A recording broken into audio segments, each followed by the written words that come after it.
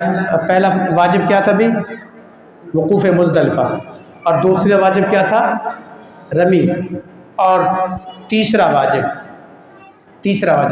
Rummy के बाद है कुर्बानी करना। क्या करना? और कुर्बानी कौन सी? हज की कुर्बानी, ईद की नहीं।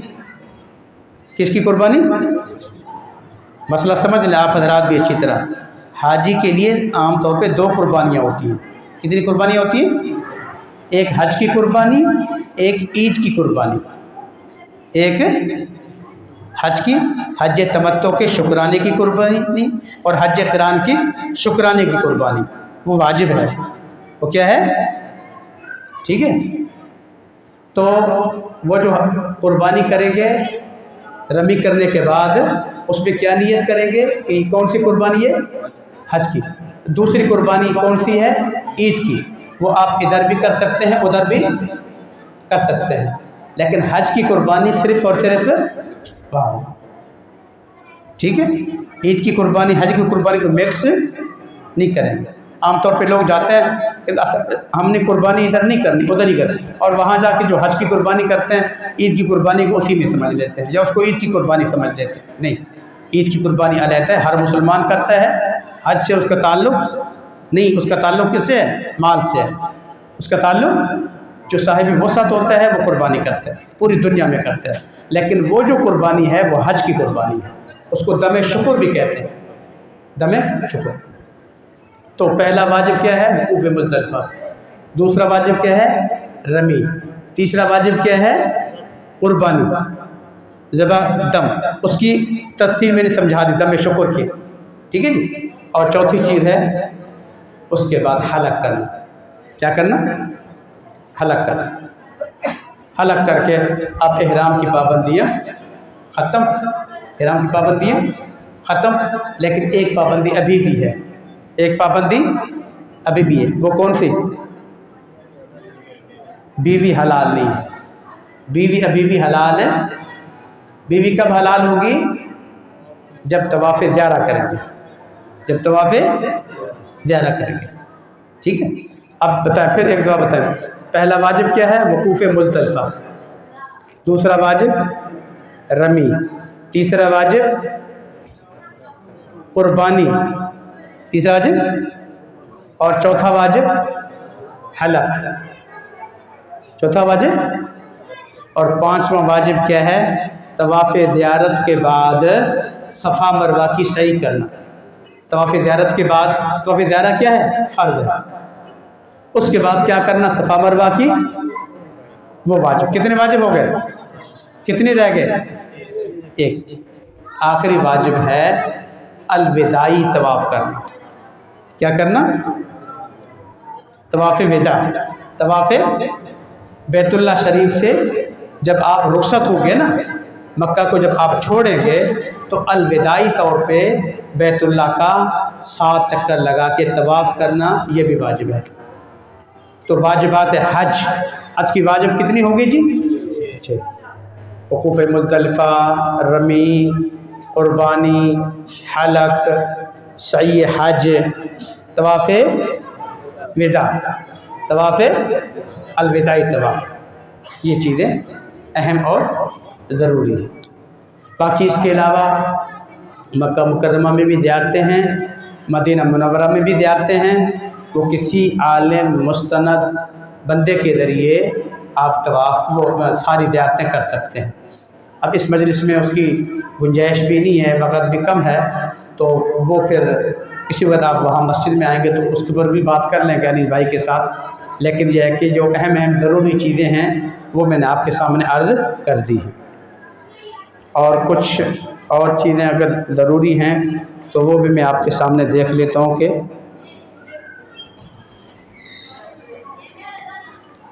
इहराम की पाबंदियाँ, जब आप इहराम बांधते हैं ना, फिर कुछ पाबंदियाँ भी होती हैं। कुछ पाबंदियाँ भी वो क्या हैं? इहराम की पाबंदियाँ ये हैं, खुशबू नहीं लगा सकते। क्या? यहाँ तक के खुशबूदार साबुन से हाथ भी नहीं धो सकते। और पेस्ट, जो खुशबूदार पेस्ट करते हैं ना दांतों को, वो भी नहीं कर सकते। तेल, खुशबू कुछ भी नहीं खा सकते। सिले हुए कपड़े नहीं पहन सकते। कैसा कपड़ा?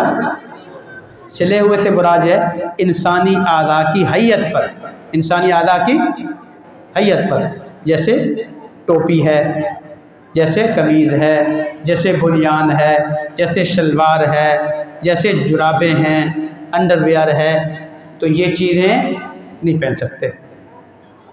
बंद जूता, ये जो आम बूट वगैरह हम पहनते हैं ना, जूता जो कि यहाँ तक पैक होता है, वो जूता भी नहीं पहन सकते। क्यों?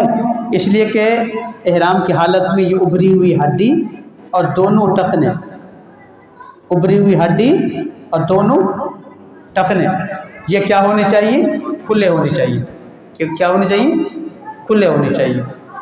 इसी तरह अपने बाल नहीं काट सकते, दाढ़ी नहीं काट सकते, मूछ नहीं काट सकते, ज़ेरे नाप ज़ेरे बगल नहीं काट सकते। समझे? इसी तरह मियाँ बीवी आपस में ख्वाहिशात ताल्लुकात कायम नहीं कर सकते। मियाँ बीवी आपस में ताल्लुकात कायम नहीं कर सकते। इसी तरह ये बेटा ऊपर बच्चों को ज़रा साइड पे कर ले, ये बच्चे शोर कर लें। अच्छा जी। और एहराम की हालत में चेहरे के ऊपर, सर के ऊपर टोपी, कपड़ा और मास्क, कोई ऐसी चीज़ भी इस्तेमाल नहीं कर सकते। कोई बहुत मजबूरी है, किसी को सांस का मसला है, हाँ, कोई बहुत मजबूरी है, तो थोड़ी देर के लिए अगर डाल भी लें तो फिर जल्दी जल्दी उसको हटा भी दें, लेकिन उसके ऊपर भी थोड़ा बहुत सदका देना होगा, सदका देना होगा। अच्छा, इसी तरह एहराम की हालत में खुश्की का शिकार भी नहीं कर सकते। शिकार, कोई परिंदा है, हिरन है, अब उसको शिकार करें, इसकी भी इजाज़त नहीं है। एहराम की हालत में खुदा न खास्ता कपड़ों में, बालों में जुएँ पड़ जाएं तो जुओं को भी मार नहीं सकते, जुएँ मार नहीं सकते। ये किसकी पाबंदियाँ हैं? एहराम की पाबंदी। अच्छा जी। इसी तरह कुछ और ज़रूरी मसले भी हैं। अगर औरत एहराम बांधते वक़्त, एहराम बांधते वक़्त बीमार हो, एहराम बांधते वक़्त बीमार हो तो फिर क्या करें? तो बीमारी की हालत में उम्रा या हज की नीयत कर सकती है। बीमारी की हालत में उम्रा या हज की नीयत कर सकती है। अगर उम्रे की नीयत है तो कर ले नीयत, लेकिन वहाँ जाके तवाफ़ नहीं करेगी, उम्र अदा नहीं करेगी, बल्कि इंतज़ार करेगी जब नापाकी उसकी ख़त्म हो जाए, फिर वो सादा तरीके से, सादा पानी से गुस्ल कर लेगी, पाक साफ़ हो जाएगी, फिर आके तवाफ़ करके सफ़ा मरवा करेगी।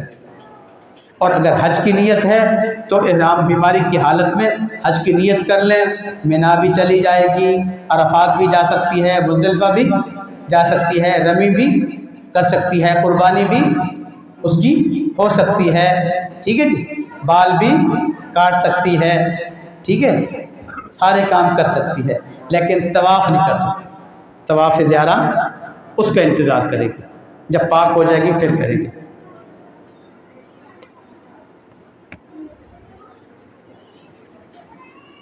अच्छा जी, एक औरतों का मसला समझ लें।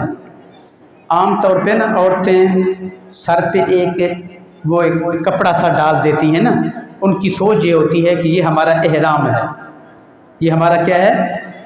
एहराम। उसको फिर हटाती नहीं हैं, डरती हैं कि इसको हटाएंगे तो एहराम खुल जाएगा। और फिर क्या करती हैं? वज़ू करती हैं, वज़ू के दौरान बाकी सारे आधा धो लेती हैं और सर के ऊपर मसा करने के बजाय हाथ गीला करके कपड़े के ऊपर हाथ फेर लेती हैं। क्या करती हैं? कपड़े के ऊपर इस तरह मसा नहीं होगा, वज़ू नहीं होगा, नमाज नहीं होगी। तो जब एहराम की हालत में वज़ू करेगी तो सर से कपड़ा हटा के बालों के ऊपर बरह रास्त मसा करेगी, ठीक है जी। कसर और हलक का मसला आपको बताया कि अफजल क्या है? हलक करना, गंज करना, लेकिन कसर की भी इजाज़त है, कसर की भी इजाज़त है, ठीक है। लेकिन उसका मसला समझ लें अच्छी तरह। कसर वो करवा सकता है कसर वो करवा सकता है जिसके बाल 1 इंच से बड़े हों, जिसके बाल 1 इंच से बड़े हों, ठीक है, एक पोरे से बड़े हों। अगर वो नाई के पास जाए तो उसको कहे कि जी मेरा कसर करो, तो कसर करते हुए उसके बाल कितने कटने चाहिए, कम से कम लंबाई कितनी होनी चाहिए, 1 इंच। लंबाई में कितने कटने चाहिए, 1 इंच, 1 इंच, ठीक है। और अगर किसी के बाल 1 इंच या उससे छोटे हैं, 1 इंच हैं या उससे भी छोटे हैं, छोटे छोटे हैं, 2-3 दिन पहले उम्रा किया था, बाल अभी छोटे छोटे हैं, अब उसके ऊपर बारीक मशीन तो फिर सकती है लेकिन शरअन जायज़ नहीं है। छोटे बाल हैं, अगर इस इंच से छोटे हैं तो फिर हलक करना वाजिब है। फिर क्या करना वाजिब है, कब, जब बाल आपके कितने हों, छोटे हों, तो फिर उसके ऊपर बारीक मशीन, पतली मशीन, मोटी मशीन ये जायज़ नहीं है। लोग क्या करते हैं, पहले जो है ना वो मोटी मशीन फिरवाते हैं, अगले उम्र में थोड़ी बारीक फिरवाते हैं, अगले उम्र में उससे बारीक फिरवाते हैं, और फिर जो है ना उस तरह फिरवाते हैं, तो ये तरीके जायज़ नहीं हैं। अगर खुदा न खास्ता एहराम के अंदर हैं और गुस्ल वाजिब हो जाए, गुस्ल वाजिब हो जाए, इत्लाम हो जाए, तो आप फिर एहराम भी तब्दील कर सकते हैं, गुस्ल भी कर सकते हैं, लेकिन उस गुस्ल में साबुन, शैम्पू ऐसी चीज़ें इस्तेमाल नहीं करेंगे, सिर्फ सादा सादा गुस्ल करेंगे। एक और अहम मसला, एक मसला समझ लें अच्छी तरह कि यहाँ पे भी वहाँ पे भी हुक्म यह है कि एक मर्द एक औरत करीब इकट्ठे खड़े होके एक नमाज नहीं पढ़ सकते। एक मर्द एक औरत, चाहे मियाँ बीवी हों, चाहे बहन भाई हों, चाहे बाप बेटी हों, चाहे माँ बेटा हों, यूँ इकट्ठे खड़े होके एक नमाज नहीं पढ़ सकते। लेकिन यहाँ तो हम चूँकि वैसे भी मस्जिद पढ़ते हैं, औरतें घर में पढ़ती हैं ना, लेकिन वहाँ फिर मसला पेश आता है कि हम अपनी औरत को हरम साथ लेके जाते हैं, अब नमाज का टाइम है, रश का टाइम है, लोग कहते हैं औरत को क्या करें, किधर उसको छोड़ें, फिर क्या करते हैं, अपने साथ खड़ा कर देते हैं नमाज के अंदर, नमाज के अपने साथ खड़ा कर लेते हैं, वो भी नमाज पढ़ती है, वो भी नमाज पढ़ता है, इकट्ठे यूँ। तो सुन लें, ना औरत की नमाज होगी, ना मर्द का नमाज होगा, ना आगे पीछे दाएं बाएं वाले जो लोग हैं उनकी नमाज होगी। तो इसलिए औरत को नमाज के वक़्त अपने साथ खड़ा करने की इजाज़त नहीं है, इसमें बहुत एहतियात करें। और वैसे मसले की बात बता रहा हूँ कि औरत के लिए वहाँ हरम में, मक्का में, मदीना में भी अपने घर में नमाज पढ़ना ज़्यादा अफजल है, घर मस्जिद से अपने कमरे में, अपने घर में नमाज पढ़ना क्या है, ज़्यादा अफजल, क्योंकि हदीस है ना, साहबिया ने कहा ना, या मेरा दिल करता है मैं आपके पीछे नमाज पढ़ूँ, तो उन्होंने ने फरमाया मेरे पीछे नमाज पढ़ने से तुम्हारा घर के कमरे में, कमरे के कोने में नमाज पढ़ना ज़्यादा बाइस अजर और सवाब है।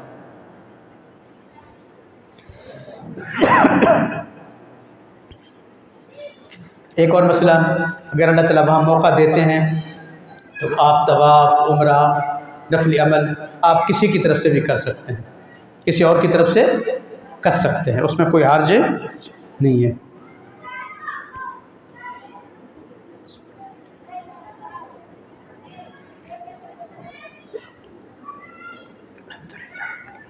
एक और अहम मसला, तवाफ़ के दौरान अगर वुज़ू टूट जाए, तवाफ़ के अगर वुज़ू टूट जाए, ठीक है, तो उसमें अगर नमाज शुरू हो जाए कोई बात नहीं, जिस चक्कर में भी नमाज आ जाए अब वहीं खड़े होकर नमाज पढ़ ले, कोई मसला नहीं।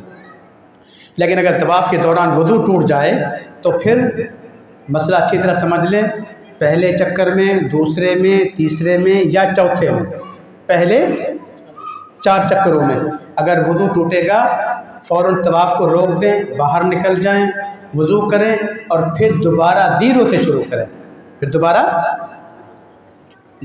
ज़ीरो से शुरू।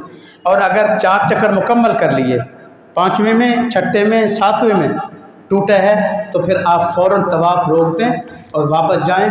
जिस चक्कर में तवाफ़ टूटा है, 5वें में टूटा है, 5वां दोबारा शुरू करें, 6ठे में टूटा है, 6ठा दोबारा शुरू करें, 7वें में टूटा था तो 7वां दोबारा करें। ठीक,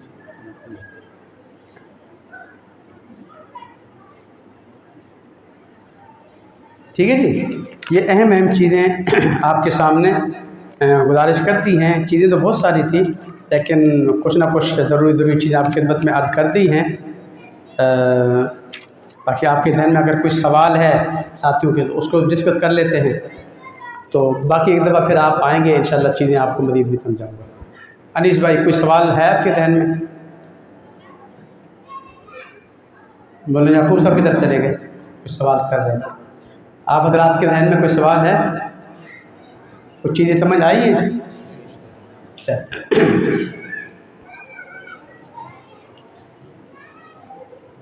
अच्छा जी, अब अमली तौर पे मैं आपको बताता हूँ उम्रा कैसे करना है, हज कैसे करना है। अमली तौर पर उम्रा हज कैसे करना है। अब चूँकि अमूमन हमारे पाकिस्तानी हाजी तमत्तो करते हैं, कौन सा हज करते हैं, तो उसको डिस्कस करते हैं। तो उसके लिए पहला काम क्या है? उम्रा करना। दूसरा काम क्या है? हज करना। पहला एहराम उम्रे का और दूसरा एहराम हज का। अब उसका तरीका क्या है उम्रे का? अब यह है कि आप अपने घर में पहले अच्छी तरह वसूल कर लें। क्या कर लें? और वसूल में नियत एहराम की नियत की करें कि मैं ये एहराम के लिए वसूल कर रहा हूँ, ठीक है। और अपने नाखून काट लें, ज़ेरे बगल ज़ेरे नाक काट लें, अच्छी तरह अपनी सफाई मुकम्मल कर लें, ठीक है। सफाई भी हो गई और गुस्ल भी हो गया, ठीक है। अब आप 2 रकात नफिल सफ़र की नियत से पढ़ लें। 2 रकात नफिल सफ़र की नियत से पढ़ें, इन्हीं कपड़ों में। किसमें? इन्हीं कपड़ों में, सादा कपड़ों में। 2 रकात नफिल पढ़े सफ़र के, और 2 रकात बेहतर है सलातो तौबा की भी पढ़ लें कि अल्लाह मैंने जितने गुनाह किए उस पर अल्लाह से अल्लाह माफ़ी मांगता हूँ, तेरे पाक शहर में आ रहा हूँ, मैं चाहता हूँ पाक साफ होकर तेरे दरबार में हाज़िरी दूँ। तो इस तरह तौबा के नफिल और सफ़र के नफिल पढ़ के आप सामान उठाएं, सीधा एयरपोर्ट पहुँच जाए। एयरपोर्ट पहुँच के अपना जो छोटा सामान है ना, उसमें एहराम की चादरें हैं, तस्बीह है, किताब है, पढ़ने की ये चीज़ें, ये छोटे बैग में रखें। किस में रखेंगे? छोटे बैग में। और जो बड़ा सामान है वो सारा आपने बड़े बैग में वो जहाज़ वालों के हवाले करना, वो जहाज़ में चला जाएगा। तो उसके बाद आप मस्जिद वहाँ बनी हुई है, मस्जिद में चले जाएं। ये जो कपड़े आपने पहने हुए हैं ये कपड़े उतार दें। ये क्या कर लें? उतार दें। कपड़े उतार के आपने ये जो एहराम की चादरें हैं ये इसी तरह बांध लेनी है। एहराम की चादरें बांध लेनी है। एहराम की चादरें बांधी हुई होंगी। अब आपने सर ढांप के, क्या करके? सर ढांप के आपने 2 रकात नफिल पढ़नी है एहराम की नियत से। 2 रकात नफिल एहराम, 2 रकात नफिल एहराम। पहली रकात में कुल या अय्युहल काफ़िरून, दूसरी में कुल हुवल्लाहु अहद, दूसरी में सलाम फेरते ही अब आप एहराम की चादर को नीचे कर लें। क्या कर लें? नीचे कर लें। अब आप नियत करें। क्या करेंगे? क्या करेंगे? या अल्लाह मैं उम्रे की नियत करता हूँ तो आसान फरमा, कबूल फरमा। और उसके बाद लब्बैक अल्लाहुम्मा लब्बैक कितनी दफ़ा? 3 दफ़ा, ठीक है। ये पढ़ लें और उसके बाद अल्लाह ताला से दुआ कर लें कि या अल्लाह या रहीम या करीम। ख़ास तौर पे हुज़ूर की छोटी सी दुआ, अल्लाहुम्मा इन्नी असअलुका रज़ाका वल जन्नह व अऊज़ु बिका मिन ग़ज़बिका वन नार। या अल्लाह तेरी रज़ा और जन्नत को मांगता हूँ अता फरमा, तेरी नाराज़गी और तेरे ग़ज़ब से पनाह मांगता हूँ, मुझे पनाह अता फरमा। और उसके बाद सफ़र की आसानी की दुआएं, खैर व बरकत की दुआएं, कबूलियत की दुआएं, खूब मांगें, दुरूद शरीफ पढ़ के। अब आप कसरत से तलबिया पढ़ते रहें, जहाज़ में भी और चल। और अब इहराम की पाबंदियाँ हैं, दाढ़ी नहीं खींचनी, बाल नहीं खींचने, खुशबू नहीं लगाना, हर चीज़ से परहेज़ करना है। रास्ते में मर्द हजरात आवाज़ बुलंद और औरतें पस्त आवाज़ में। अब यहाँ से जद्दा पहुँच गए, जद्दा से मक्का होटल पहुँच गए, होटल से आप अब हरम आ जाएंगे। कहाँ आ जाएंगे? जब हरम में आएंगे तो फिर हरम में दाखिल होते वक्त ना अब नज़रें नीचे रखेंगे। क्या करेंगे? अपनी नज़रें नीचे रखें और मस्जिद में दाखिल हों, दायां पाँव मस्जिद में रखें, बिस्मिल्लाह वस्सलातु वस्सलामु अला रसूलिल्लाह, अल्लाहुम्मा फ़िरली ज़ुनूबी, अल्लाहुम्मा फ़्तहली अब्वाब रहमतिक। नज़रें नीचे रख के चलते रहें। लब्बैक अल्लाहुम्मा लब्बैक, लब्बैक ला शरीका लक लब्बैक, सारी पढ़ते जाएँ। पढ़ते पढ़ते जब आप सीढ़ियाँ नीचे उतरेंगे, सीढ़ियाँ नीचे उतरेंगे, जब सीढ़ियाँ उतर जाएंगे तो फिर आप रुक जाएं, थोड़ा सा रुक जाएं और रुक के फिर आपने यूँ नज़र उठानी है। फिर आपने यूँ नज़र उठाएंगे तो बैतुल्लाह बिल्कुल आपके सामने होगा। बैतुल्लाह कहाँ होगा? बिल्कुल आपके सामने होगा। अब आपने अल्लाहु अकबर, ला इलाहा इल्लल्लाह 3 दफ़ा अल्लाह का नाम बुलंद करना है और पहली नज़र की दुआएं मांगनी है। नज़र जमाए रखें, अल्लाह से मांगते रहें। पहली नज़र की हर दुआ कबूल होती है। खूब दुआ करें। जब दुआ से फारिग हो जाए उसके बाद अब आप बैतुल्लाह के पास चले जाएं, बैतुल्लाह के पास चले जाएं। एक मिसाल दे रहा हूँ, ये मिसाल देख लें। ये फ़र्ज़ करें, ये देख लें कि फ़र्ज़ करें कि ये बैतुल्लाह की 4 दीवारी है, ये बैतुल्लाह की 4 दीवारी है।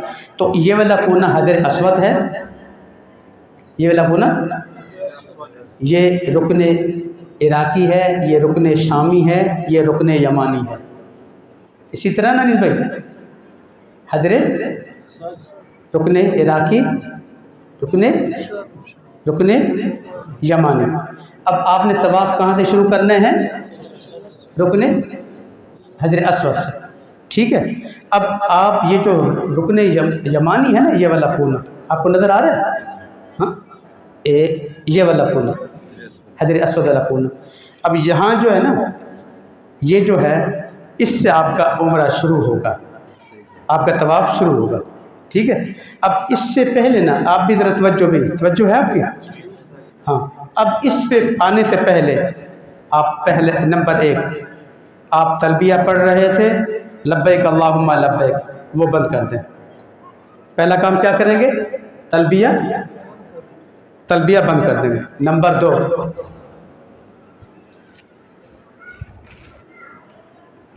कंधा अभी खाली करेंगे। लोग इधर से खाली कर लेते हैं, गलत है। कंधा कब खाली करेंगे? जब आप हजर अस्वद के पास जाएंगे। कितने काम हो गए? 2। कितने काम हो गए? 2। अब तीसरा काम ये देखें, मैं कहाँ हूँ?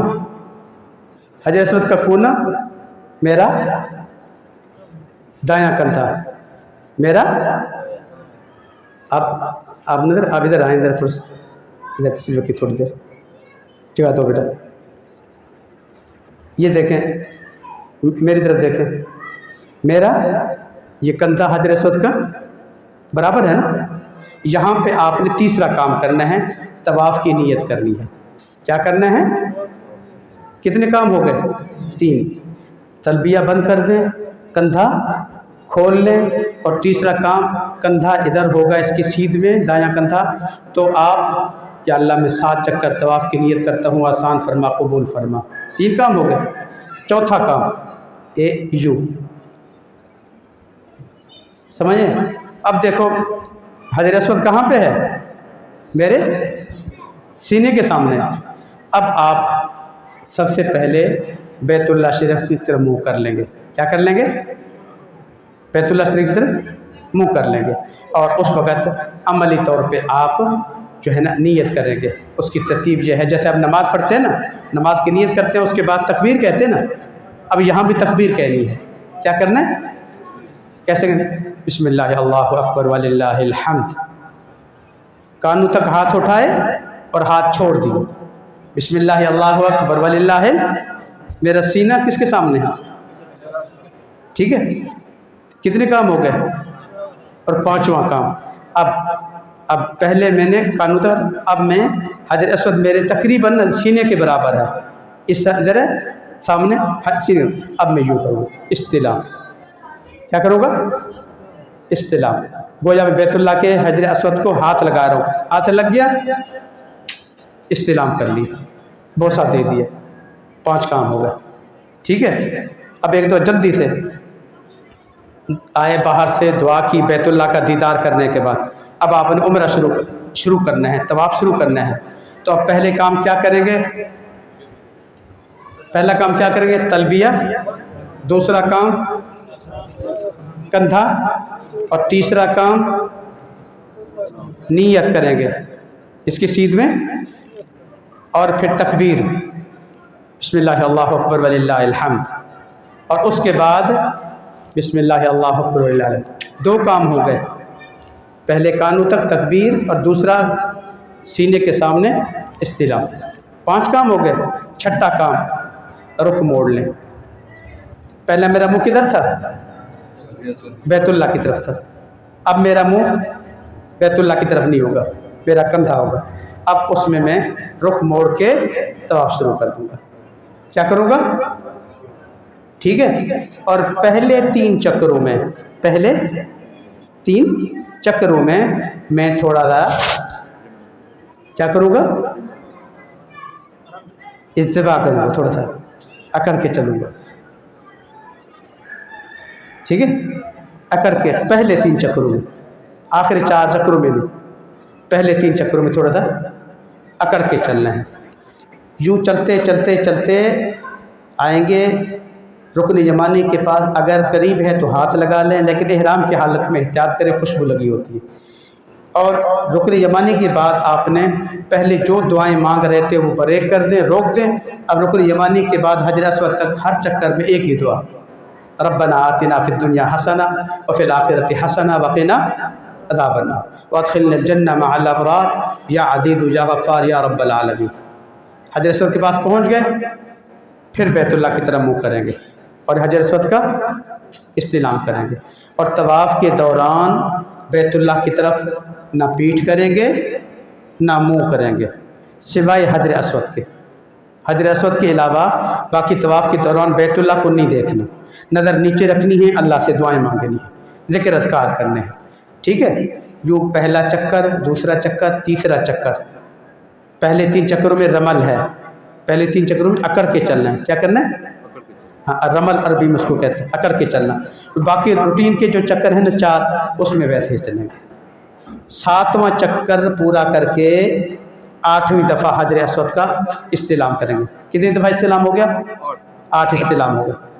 अब आप क्या करेंगे? पहला काम तवाफ ख़त्म, इस्तिबा ख़त्म, कंधा ढांप देंगे, कंधा। ठीक है, उसके बाद आप मकाम इब्राहीम पे या जहाँ जगह मिले 2 रकात नफिल वाजिब तवाफ़, 2 रकात नफिल वाजिब, 2 रकात वाजिब तवाफ़। ठीक है, वो पढ़ लेंगे। उसके बाद दुआ मांगेंगे और मुज़दलिफ़ा उसकी मुल्तज़िम की दुआ मांगेंगे, वैसी दुआएं मांगेंगे। उससे फ़ारिग़ होकर फिर पीछे जाएं, वहाँ ज़मज़म है, वहाँ ज़मज़म खूब पिए, बैतुल्लाह की तरफ मुँह करके दुआ मांगे, अल्लाहुम्मा इन्नी अस्अलुका इल्मन नाफ़िया व रिज़्क़न वासिया व शिफ़ाअम मिन कुल्लि दा। ये 3 दुआएं ख़ास, अल्लाह इल्म नाफ़िया अता फरमा, रिज़्क़ हलाल वसअत के साथ अता फरमा, हर बीमारी से ख़ास दुआ करें। ठीक है, ज़मज़म पिए और अपने ऊपर डालें, बरकत के लिए अपने ऊपर डालें। ठीक है, दुआ करें, उससे फ़ारिग़ हो गए। अब आप वहाँ से थोड़ा सा रास्ता लेके अब आपने जाना है सही के लिए सफ़ा की तरफ। ठीक है, अब आप उधर से जब आएंगे ना तो रास्ते में आप हजर अस्वद वाला कोना फिर आपको मिलेगा, वो ग्रीन लाइट लगी हुई है, इसके सामने ग्रीन लाइट। जब आप उधर से यूँ गुजरेंगे ना, मिसाल के तौर पे उधर से यूँ घूमते हुए आप यहाँ आएंगे तो यहाँ रुक जाएं, यहाँ पे रुक जाएं, रुक के बैतुल्लाह की तरफ मुँह करें और फिर हजर असवद का इस्तिलाम करें। कुल टोटल कितने हो गए? 9। 8 तवाफ़ के दौरान हो गए थे और 9वां आप सफ़ा मरवा तरफ जाते हुए इस्तिलाम करेंगे, दुआ करेंगे। उसके बाद साथ ही सफ़ा की पहाड़ी है, वहाँ पहुँचें, बैतुल्लाह की तरफ मुँह करके हाथ उठा के दुआ करें, ठीक है। तीसरा चौथा कलमा पढ़ें और उसके बाद सफ़ा मरवा की नियत करें, सही की नियत करें। अल्लाह सही की नियत करता हूँ, आसान फरमा, कबूल फरमा, दुआ मांगे और सफ़ा से मरवा की तरफ चल पड़ें। और रास्ते में थोड़ा सा चलने के बाद ग्रीन लाइटें आ जाएंगी, ऊपर ग्रीन लाइटें, सब्ज़ लाइट, मीलान अखदर है जिसको कहते हैं, ग्रीन लाइटें आ जाएंगी। वहाँ पे आपने, औरतों ने नहीं मर्दों ने, भागना नहीं है पागलों की तरह, लोग भाग पड़ते वो नहीं, ऐसे थोड़ा सा भागने की शक्ल बनानी है। और जब वो ग्रीन लाइट ख़त्म हो जाए, मीलान अखदर ख़त्म हो जाए, फिर आम रूटीन में और उसमें दुआएं पढ़ते जाएं, रब्बिग़फिर वरहम, रब्बिग़फिर वरहम अंत खैरुर राहिमीन, और जो जो दुआएं आती हैं आप पढ़ते रहें। तो सफ़ा से मरवा जाएंगे 1 चक्कर मुकम्मल, और मरवा से वापस सफ़ा आएंगे 2 चक्कर। सफ़ा पे भी दुआ, मरवा पे भी दुआ, सफ़ा पे भी दुआ, मरवा पे भी, और रास्ते में आते जाते में भी दुआएं। और मीलान अखदरैन, ग्रीन पट्टी पे, ग्रीन लाइट पे भागना है। तो 7वां चक्कर मरवा में मुकम्मल, अल्हम्दुलिल्लाह उम्रा मुकम्मल हो गया। अब सर के बाल उतरवाएं और इहराम की चादरें खोल दें और कपड़े पहन लें और फिर रूटीन में आम हालात में रहेंगे। उसके बाद 8 दिन हज को उसी तरह गुस्ल करना है, इहराम बांधना है, हज की नीयत करनी है, वही तरीका, चादरें बांध ली, या अल्लाह हज की नीयत करता हूँ, आसान फरमा, कबूल फरमा, और उसके बाद 3 दफ़ा लब्बैक अल्लाहुम्मा लब्बैक। अब आप हज के लिए रवाना। हज के टोटल 5 दिन हैं। हज के टोटल कितने दिन हैं? 5 दिन हैं। 8 ज़िलहज, 9 ज़िलहज, 10 ज़िलहज, 11 ज़िलहज, 12 ज़िलहज, ठीक है। और चंद मकामात हैं, 4-5 जगह वहाँ पे हमने जाना है। 8 ज़िलहज को हमने एहराम बांधा, पहले जाएंगे मिना। कहाँ जाएंगे? अपने खेमे में। ज़ोहर, असर, मगरिब, इशा, फजर 5 नमाज़ें पढ़नी है। पहला दिन मुकम्मल, पहला दिन, दूसरा दिन शुरू। तो सुबह सुबह हम चले जाएंगे अरफात, ज़ोहर में, ज़ोहर से पहले 10-11 बजे जो भी टाइम होगा वहाँ पहुँच जाएंगे। वहाँ पहुँच के सुन्नत है ठंडक हासिल करने के लिए गुस्ल कर लें, साबुन शैम्पू के बगैर सादा पानी डाल लें। जैसे ज़वाल का टाइम हो जाए उसके बाद ज़ोहर की नमाज़ पढ़ लें।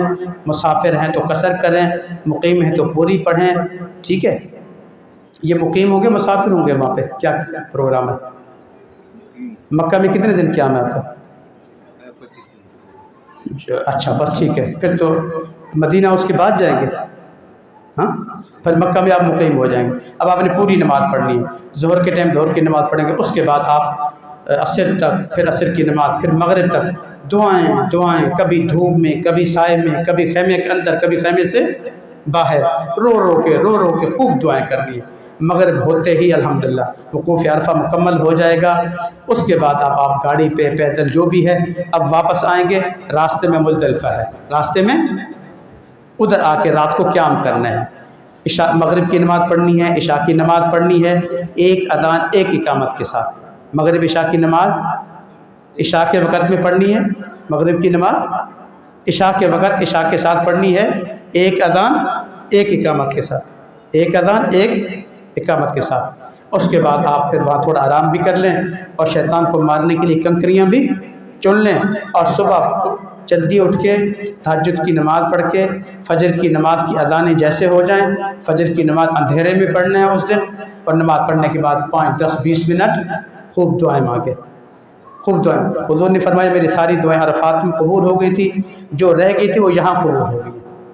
दुआएं मांगने के बाद थोड़ी रोशनी हो जाएगी, क्या हो जाएगी? रोशनी हो जाएगी। फिर आप अपना सामान लेके मिना की तरफ चल पड़े, गाड़ी पे, पैदल, जो भी है। और मिना पहुँच के आपने पहला काम क्या करना है? शैतान को कंकरी मारनी। 3 शैतान हैं, 2 को छोड़ दें, आखिरी शैतान को कंकरी मारें, ठीक है। उसके बाद आपकी कुर्बानी होगी। जब कुर्बानी का आपको पता चले कि कुर्बानी हो गई, मसला आपको अनीस भाई कुर्बानी का भी समझा देंगे, कुर्बानी कैसे करनी है, कब करनी है, ठीक है। कुर्बानी हो जाएगी। कुर्बानी के बाद जब पता चल जाए कुर्बानी हो गई, फिर आपने हलक करना है। नहाएं धोएं कपड़े पहने, फिर चले जाएं बैतुल्लाह शरीफ, तवाफ़ करेंगे, तवाफ़े ज़ियारत। उसके बाद हज की सही सफ़ा मरवा, हज की सही सफ़ा मरवा, वहाँ से फ़ारिग हूँ रात को दिन को जिस वक्त फ़ारिग वापस मिना आ जाएंगे, वापस मिना। अब 11 ज़िलहज को 12 ज़िलहज को ज़वाल के बाद आपने शैतान को तीनों को कंकरियाँ मारनी। पहले शैतान को कंकरियाँ मार के बाहर निकल जाएं, बैतुल्लाह की तरफ मुँह करके दुआ करें। दूसरे शैतान को कंकरियाँ मारें, बाहर निकल के थोड़ी देर दुआ करें। तीसरे शैतान को कंकरियाँ मारें, दुआ नहीं करेंगे, ठीक है। फिर वापस खैमे में, वहाँ आपने दावत तबलीग दुआ बयान तिलावत नेक कामों में मशगूल रहना है। फिर 12 की ज़वाल के बाद इसी तरह रमी करनी है। पहले शैतान को 7 कंकरियाँ मारें, एक एक करके, जल्दबाजी नहीं करनी। एक आपको मशवरे के तौर पे बता दूँ, मिसाल के तौर पे ना, ये वो शैतान की जगह है, ठीक है। लोग उधर से आएंगे, इस जगह रश करेंगे, धक्कम पैर करेंगे। आपने इधर नहीं आना, आप बाहर से यूँ आएंगे, दूर आएंगे, बिल्कुल इस हिस्से में आ जाए। कहाँ पे? आखिरी हिस्से में। इधर आएंगे, इधर कोई रश नहीं होगा, बिल्कुल दीवार के साथ खड़े होंगे, एक कंकर उठाएंगे, बिस्मिल्लाह अल्लाहु अकबर, बिस्मिल्लाह अल्लाहु अकबर। हुजूर हदीस में कि हुजूर के बगल मुबारक खुल जाते थे, बिस्मिल्लाह अल्लाहु अकबर। 7 कंकरियाँ मारेंगे, बाहर निकल के दुआ करेंगे। फिर दूसरे शैतान के पास जाएंगे, इसी जगह जाके 7 कंकरियाँ हाथ में पकड़ें, सातों एक एक करके मारें, बाहर निकलें और साइड पे खड़े होकर बैतुल्लाह की तरफ मुँह करके दुआ मांगे, थोड़ी देर 5-10 मिनट, ठीक है। वहाँ से फारिग तीसरे शैतान के पास जाएंगे, उसको 7 कंकरी एक एक करके मारें, दुआ नहीं करनी। आप उसके बाद मगरिब से पहले कोशिश करें कि मिना से निकल जाए। अब आपके इधर के सारे काम कंप्लीट। अब आप अजीदिया मिना जहाँ पे रिहाइश है वहाँ चले जाएं, ठीक है। अब आप जब मदीना रवाना होंगे तो फिर आपने अलविदाई तवाफ़ करना है। कौन सा काम करना है? अलविदाई तवाफ़ करना। और उसके बाद मदीना में जाके वहाँ अगर 8 दिन क़याम है, कितने दिन क़याम है मदीना में? अगर 8 दिन क़याम है तो कोशिश करें तकबीर ऊला के साथ 40 नमाज़ें पढ़नी हैं। उन्होंने फरमाया जो आदमी मेरी मस्जिद में 40 नमाज़ें बाजमात तकबीर ऊला के साथ अदा करेगा, अल्लाह उसको 2 परवाने देंगे, जहन्नम की आग से भी निजात और मुनाफिकत से बरी, वो या जन्नत वाज। वहाँ ज़ियारत करें, अदब के साथ रहें, एहतराम के साथ रहें, दुरूद शरीफ कसरत से करें। वहाँ जन्नतुल बकी, उहद, क़ुबा, मस्जिद जुमा, मस्जिद क़िबलतैन, वो सारी ज़ियारतें अगर इंशाअल्लाह मुमकिन हुआ तो वो आपको मैं ख़ुद भी जो है ना राब्ता करके ज़ियारतें वगैरह करवाऊँगा इंशाअल्लाह। ठीक है नहीं भाई, कोई और चीज़ आपके दिल में रह गई हो तो? ये हमारे माशाअल्लाह साथी ये दोस्त हैं, अल्लाह ताला कबूल फरमाए। तो ये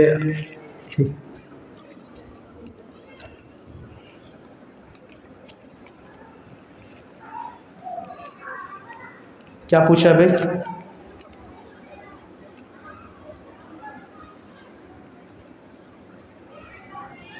अगर तवाफ़ क़ुदूम किया है तो तवाफ़ विदा वाजिब है या नहीं, ये सवाल है। तवाफ़ क़ुदूम और चीज़ है। तवाफ़ क़ुदूम तो बैतुल्लाह का इस्तक़बाल है, बैतुल्लाह का इस्तक़बाल है, वो सुन्नत है। वो क्या है? सुन्नत है। और जो तवाफ़ विदा है वो वाजिब है। वो क्या है? वाजिब है। इसलिए तवाफ़ क़ुदूम से तवाफ़ विदा अदा नहीं होगा। तवाफ़ क़ुदूम हज से पहले है और तवाफ़ विदा हज के बाद है। तवाफ़ क़ुदूम हज से पहले और तवाफ़ विदा हज करने के बाद, उसका इससे कोई ताल्लुक़ नहीं, ठीक है। बाकी ये है कि अगर आपने तवाफ़ ज़ियारा कर लिया और अभी 5-6 दिन टाइम बाकी है और उसी दौरान नफली तवाफ़ आके करते हैं, क्या करते हैं? 13, 14, 15 को आपके पास टाइम है, नफली तवाफ़ करते हैं तो उसमें वो तवाफ़ विदा काउंट हो जाएगा। क्योंकि तवाफ़ क़ुदूम के बाद जो तवाफ़ किया जाता है, नहीं सॉरी, तवाफ़ ज़ियारा के बाद वो तवाफ़ विदा शुमार हो जाता है। लेकिन उलमा फरमाते हैं कि बेहतर यह है कि नीयत के साथ आखिरी वक़्त में जब आप वाक़ई बैतुल्लाह को छोड़ रहे हैं तो वो तसव्वुर, वो कैफ़ियत पैदा करके मतलब तवाफ़ अलविदा की नीयत से ये करके, ठीक है, उसके बाद वाजिब तवाफ़ पढ़ के फिर आप बैतुल्लाह को रुख़सत करें। और ये मसला भी समझ लें, जो तवाफ़ है ना, तवाफ़ फ़र्ज़ है, वाजिब है, सुन्नत है, नफिल है, जो भी है, जब भी तवाफ़ करेंगे तो उसके बाद 2 रकात वाजिब तवाफ़ लाज़िम है। हर तवाफ़ के बाद 2 रकात नफिल पढ़ना वाजिब और ज़रूरी, ये ज़रूरी, ठीक है जी जी। नहीं, हज इक़्तिरान में जो सही है वो हज के बाद भी कर सकते हैं, लेकिन हज से पहले करना सुन्नत और मुस्तहब है। इसलिए बेहतर यह कि हज से पहले तवाफ़ क़ुदूम करके सही भी कर लें, सुन्नत तरीका है, अफजल भी है, और फिर दोबारा हज के बाद करने की कोई ज़रूरत नहीं है।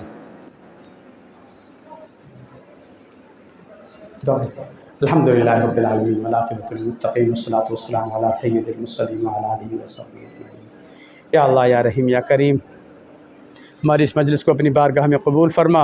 अल्लाह हम सबको हज बैतुल्लाह की साथ नसीब फरमा। अल्लाह जो जा रहे हैं उनके हज को कबूल फरमा। अल्लाह जो हसरत रखते हैं, इरादा नीयत रखते हैं, अल्लाह उनको जद जद हरमैन शरीफ़ैन की हाज़िरी नसीब फरमा। अल्लाह हमें मकबूल और मबरूर हज की सादत नसीब फरमा। हमारे इस मजलिस को भी कबूल फरमा। अल्लाह हमें हज की इबादत को, हर इबादत को, ख़ास तौर पे हज की इबादत को ज़ौक़ से, शौक़ से, इश्क और मोहब्बत से करने की तौफ़ीक़ अता फ़रमा। व सल्लल्लाहु तआला अला खैरि ख़ल्क़िही मुहम्मद व आलिहि व सहबिही आमीन बिरहमतिक या अरहमर राहिमीन।